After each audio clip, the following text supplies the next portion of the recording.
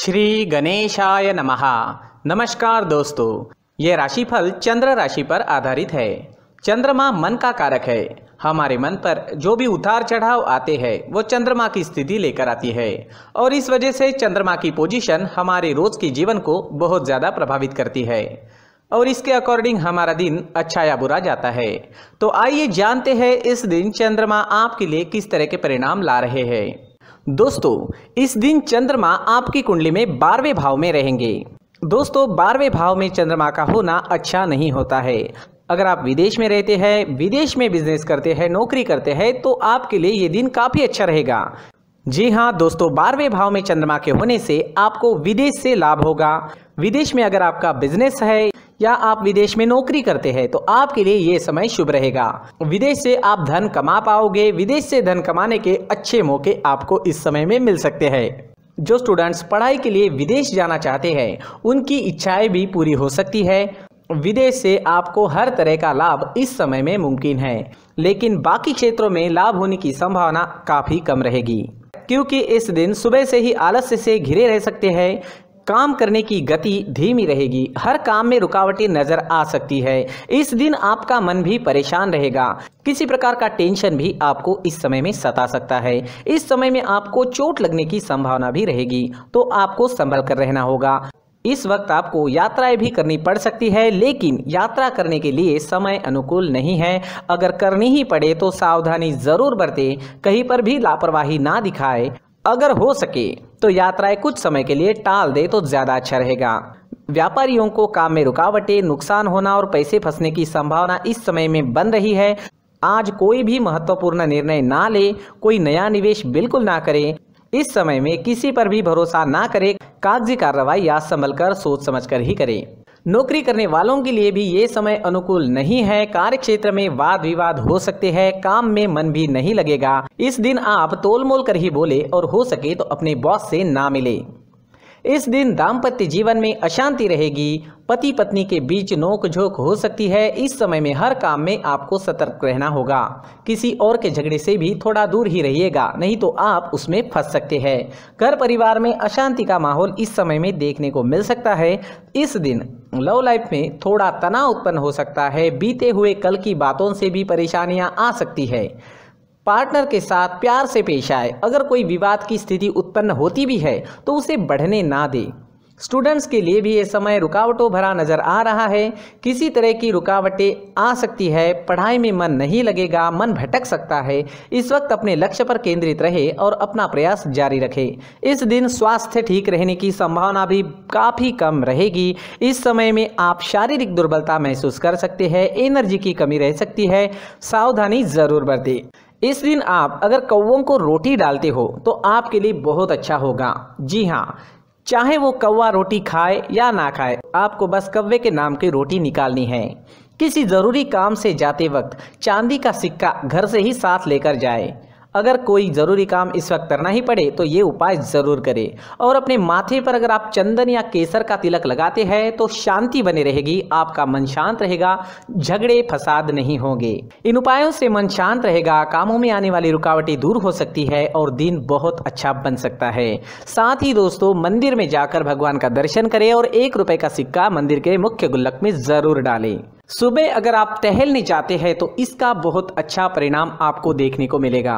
तो शरीर को ऑक्सीजन तो मिलता ही है, साथ ही दोस्तों नेचर में हीलिंग पावर्स होते हैं। उस वजह से हमारी एनर्जी में चेंजेस आते हैं। जो भी ग्रहों के निगेटिव इफेक्ट हम पर आ चुके हैं वो निकल सकते हैं और हमारा पूरा शरीर पॉजिटिव एनर्जी से भर सकता है। इस वजह से हमारा पूरा दिन अच्छा जाएगा। जी हाँ, इस वजह से सुबह टहलने जाना काफ़ी अच्छा होता है।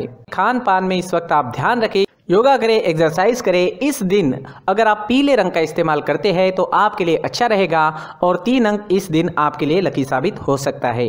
दोस्तों, ये राशिफल चंद्र राशि पर आधारित है। कभी कभी हमारी पर्सनल कुंडली में बाकी ग्रहों की पोजीशन कुछ इस तरह की होती है कि आपके राशिफल परिणाम में बदलाव दिख सकता है। इसलिए राशिफल को एक मार्गदर्शन के तौर पर लिया जाए तो ज्यादा अच्छा रहेगा। दोस्तों, सभी राशि के लोगों के लिए जीवन में आगे बढ़ने के लिए कुछ जरूरी बातें वीडियो में आगे बताई गई है, तो वीडियो आगे जरूर देखें। नमस्कार दोस्तों, व्यक्ति को अपने जीवन में सफल होने के लिए मेहनत के साथ साथ भाग्य का साथ होना भी बहुत ही आवश्यक होता है। अगर व्यक्ति का भाग्य उसका साथ देता है तो कम मेहनत में ही अधिक सफलता प्राप्त होती है। परंतु कई बार ऐसा देखा गया है कि व्यक्ति के जीवन में कई ऐसी घटनाएं घटित होती है जिसकी वजह से उसको बहुत सारी परेशानियों का सामना करना पड़ता है, और इस स्थिति में व्यक्ति को बिल्कुल भी समझ नहीं आता कि ऐसा क्यों हो रहा है। दरअसल आपके घर में ही कुछ ऐसी चीजें होती है जो हमारे भाग्य को प्रभावित करती है, हमारे जीवन को प्रभावित करती है, और उन चीज़ों के आसपास होते हुए भी हमें वो चीज़ें नज़र नहीं आती। वह चीज़ें हमारे चारों तरफ एक अजीब सा घेरा बनाकर रखती है, परंतु हम उसको नहीं देख पाते। इन चीज़ों से हमारे घर में और हमारे जीवन में नकारात्मकता फैलती है, जिसकी वजह से हमें नुकसान उठाना पड़ता है, जिसकी वजह से हमें भारी नुकसान उठाना पड़ता है। हम पूरी तरह से कंगाल हो सकते हैं। अगर आप कहीं बाहर से आते हैं और अपने जूते चप्पल इधर उधर कहीं भी उतार देते हैं तो ये अशुभ होता है, क्योंकि इधर उधर जूते चप्पल उतारने की आदत की वजह से आपको अपने जीवन में आगे बढ़ने में रुकावटें उत्पन्न होती है, इससे उन्नति में बाधा आती है। इसलिए आप अपने जूते चप्पलों को उनकी जगह पर ठीक प्रकार से रखें। दोस्तों, काफ़ी लोगों को इस तरह की आदत होती है, कहीं से भी बाहर से आते हैं, कहीं भी जूते चप्पल फेंक देते हैं, कहीं पर भी उतार देते हैं। कुछ लोग तो घर के एंट्री के मेन डोर के सामने ही जूते या चप्पल डायरेक्टली उतार देते हैं। ये तो बहुत ही गलत है। साथ ही कुछ लोग जूते चप्पल उल्टे रख देते हैं, उस पर ध्यान नहीं देते। लेकिन इन चीज़ों पर ध्यान देना बहुत ज़रूरी होता है, और जूते चप्पल हमारे जीवन को बहुत ज़्यादा प्रभावित करते हैं। दोस्तों, ध्यान रखें, जूते चप्पल हमेशा साफ सुथरे रखें और उनको उनकी जगह पर रखें। उनके लिए एक स्थान बनाएं, उस स्थान पर रखें। अगर कोई व्यवस्था उनके लिए की है तो बहुत ही अच्छी बात है, वहां पर उन्हें रखें, साफ सुथरा रखें। जूते चप्पलों को उनकी जगह पर कुछ इस तरह से रखें कि वो देखने में भी अच्छी लगे। अगर वो चीजें देखने में अच्छी लग रही है तो फिर उनसे नेगेटिव एनर्जी उत्पन्न होने की संभावना बिल्कुल भी नहीं रहेगी। तो दोस्तों, इस बात का ध्यान जरूर रखें। साथ ही दोस्तों, एक और बात है जिस पर आपको ध्यान देना बहुत जरूरी होता है। हमारे घर के छत के ऊपर जिन चीज़ों का हमें काम नहीं होता है उन्हें हम घर के छत के ऊपर रख देते हैं। ऐसा करते करते देखेंगे तो घर के छत के ऊपर कबाड़ जमा दिखता है। जी हाँ, जो चीज़ें हमें लगता है आगे जाके हमारे काम में आ सकती है वो हम घर के ऊपर रख देते हैं, लेकिन वो चीज़ें तो काम में नहीं आती, हमारे जीवन पर वो चीज़ें बहुत ही गहरा नेगेटिव इफेक्ट डालती है। इसलिए हमारे घर के ऊपर का जो भी एरिया है वो पूरी तरह से साफ सुथरा रखें। जी हाँ, साफ सुथरा रखना है, और एक भी बिना काम की चीज हमारे घर के ऊपर नहीं रखनी है।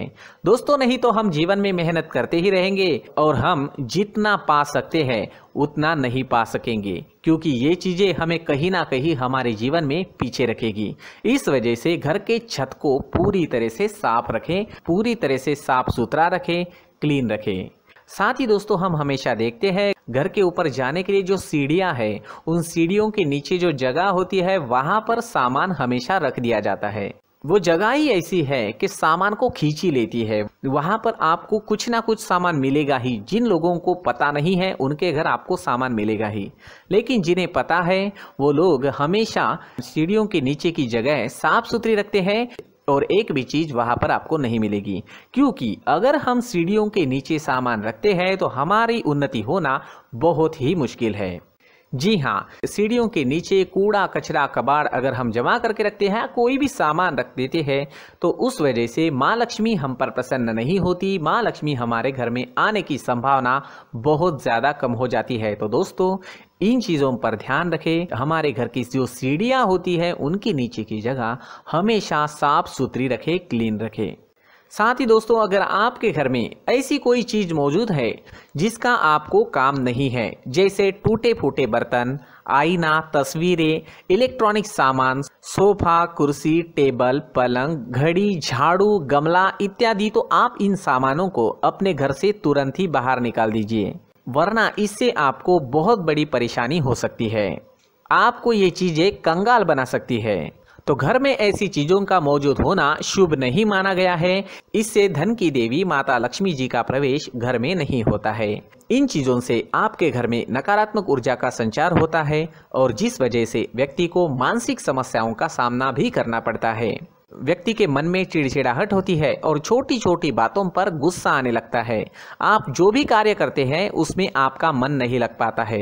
इस व्यक्ति का जीवन घर में मौजूद इन चीज़ों की वजह से अंधकार में डूबने लगता है। इसलिए आपको घर में बिना काम की चीज़ें, कूड़ा कचरा नहीं रखना है।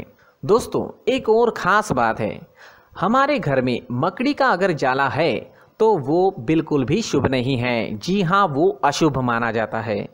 घर में मकड़ी का जाला होना अशुभ है। इससे आपके अच्छे दिन भी बुरे दिनों में बदल सकते हैं, क्योंकि मकड़ी अपना जाल शिकार को फंसाने के लिए बनाती है। और अगर आपके घर में मकड़ी का जाला है तो इससे घर में नकारात्मक ऊर्जा का प्रभाव अधिक बनता है और वास्तुशास्त्र के अनुसार इससे सकारात्मक ऊर्जा का नाश होना शुरू हो जाता है और घर में नकारात्मक ऊर्जा बहुत ज़्यादा बढ़ जाती है।